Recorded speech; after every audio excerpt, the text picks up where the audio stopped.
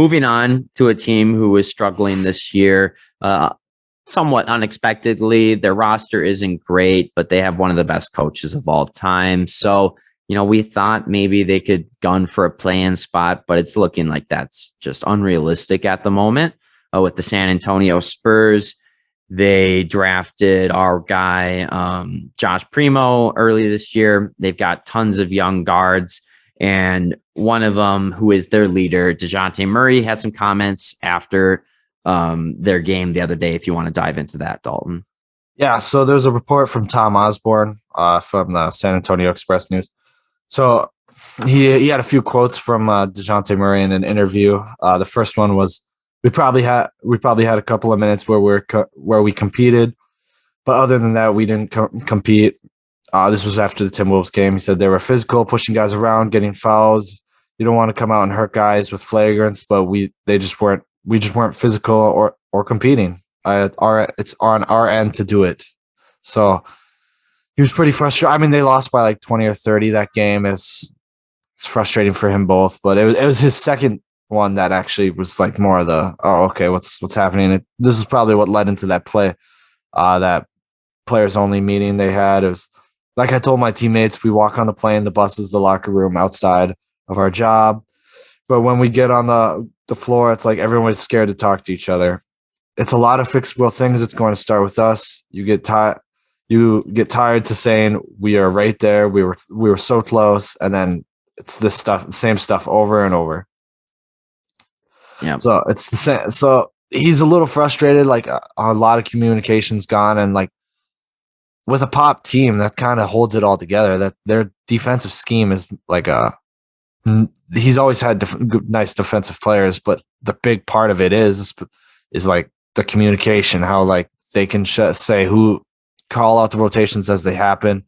They're famous for their passing on his system, and that's all communication too. And that's probably why we haven't seen the same. It just kind of looks aimless out there. It's just too many young guys, not enough minutes to the veterans in this case.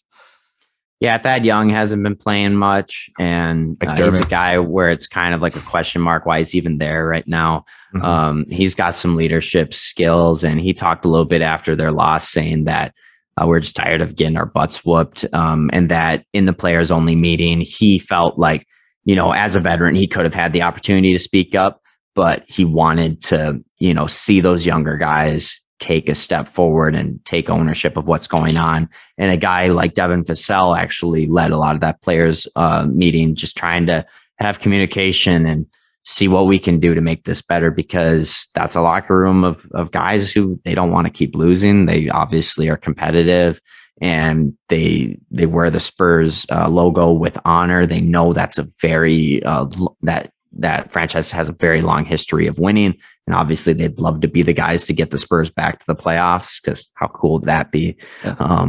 But it's just tough right now. Very young squad, and a lot of them play similar positions. So it's like, is there maybe some internal competition where these guys don't feel like they're as much as teammates, and maybe they're competitors with the other guys next to them? I don't know. Maybe that's not a good situation right now.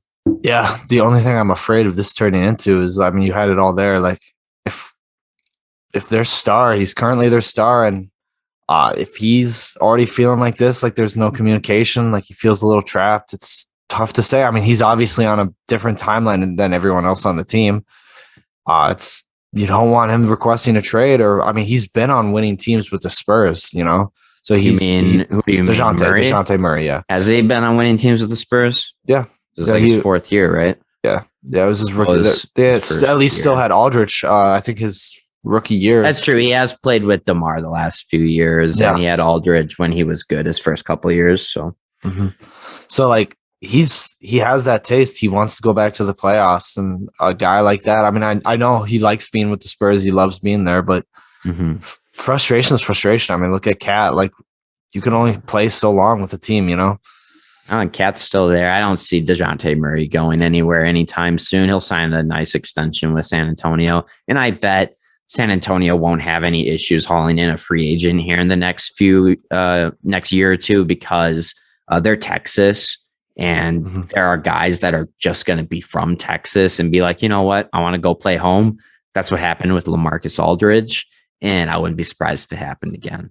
Yeah, I mean, this is historically a great front office coaching staff, so I'm not too worried. I know they'll figure out, even if they see the signs that we're talking about now, they're like, all right, we'll get this fixed. It's not going to be a huge problem.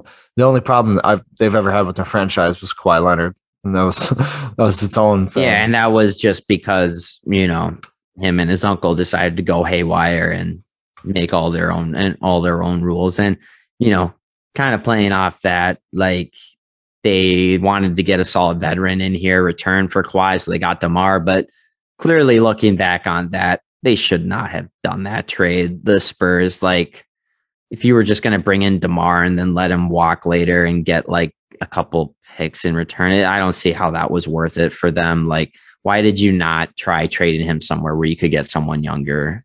Well, I remember because the year before they made the playoffs, and they had a really nice series with the Rockets that first round with LaMarcus Aldridge leading them, and that was without Kawhi. That was the year Kawhi was out, and that was where all that turmoil happened. And they made the playoffs. They were like the 6th seed, 6th or 7th seed, and they gave the Rockets some trouble. So they're like, oh, you know what? We did well, like, without Kawhi. We're gonna add DeMar DeRozan, and then we're just gonna come back to the playoffs. Because like that, I remember at that time, I'm like, this could be like the best win-win trade ever, because neither player, like, Raptors get an upgrade and the Spurs get a guy who didn't even play. Get a guy to fill somebody who didn't even play the year where they went to the playoffs. But it just didn't happen that way. They didn't make the playoffs. It wasn't a good fit.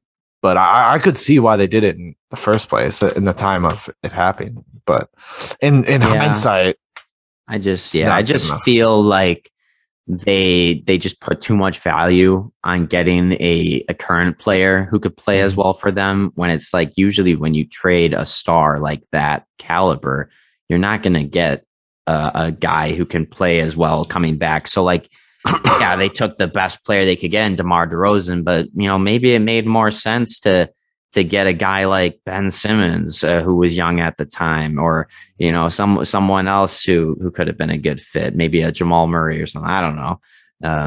Even from the same team, they could have put some salaries together and got Pascal Siakam. Yeah, there you go. I mean, like, they would feel really good right now if they had Pascal Siakam. Yeah. But it is what it is. Greg Popovich and their team, they wanted to keep winning games. Greg is getting close here to having the most wins as a coach in NBA history. So looking forward to that. And hopefully the Spurs can turn around here somewhat of a degree. I don't want to see them just bottom out and have a terrible season, because I think they've got some potential to be more fun than that. Mm-hmm.